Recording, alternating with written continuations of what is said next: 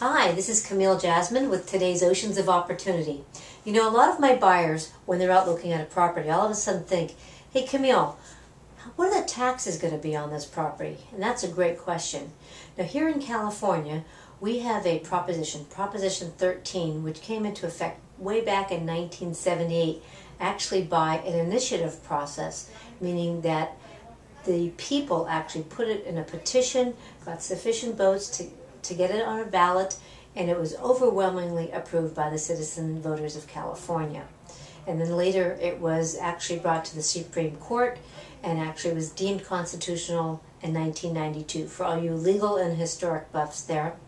The most significant part of this act, though, is the very first paragraph, which limits the tax rate of real estate to 1% of the they call it ad valorem tax, or real property tax shall not exceed that 1% of the full cash value of the property. So when somebody's buying a property, let's say they're buying a $100,000 property, their property tax is going to be $1,000 just on that property. Now, there are some additional city taxes that do come up into the tax rolls and the tax bill every year, but that's how it starts.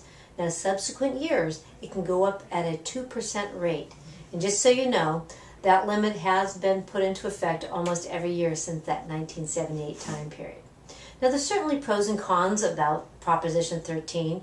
It does give up more control from the cities to the state, and that they are more dependent on those funds from the state.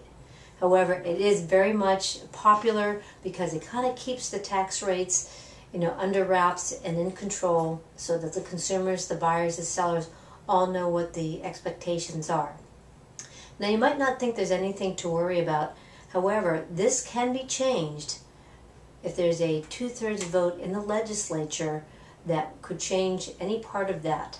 And you might think that may never happen. However, we are up against an election right now, and of the 80 assembly districts, they're down to 2 that could affect the outcome of this 2/3 vote.